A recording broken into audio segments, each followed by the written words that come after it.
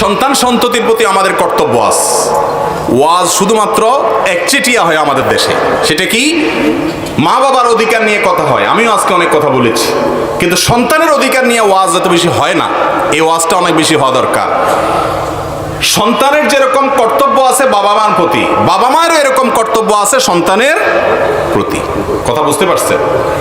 কিয়ামতের দিন আল্লাহ রাব্বুল আলামিন সন্তানকে যে জিজ্ঞাসাবাদ করবেন যে তুমি তোমার বাবা মার কি হক আদায় করছো, বাবা মাদেরকেও জিজ্ঞাসা করবেন তুমি তোমার সন্তানের কি হক আদায় করেছো। কথা কি বুঝাতে পারছি? সন্তানের অধিকার কি অনেক লম্বা চড়া, সেদিকে আমি যাব না।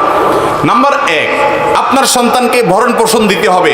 এই বিষয়ে ওয়াজ না করলেও আমরা আজকাল দেই, যা দরকার তাও দেই, যা দরকার না তাও দেই। টাকা পয়সা তো দেই, সাথে মোবাইল ফোনও দেই, নেটও দেই, এমবিও কিনে দেই।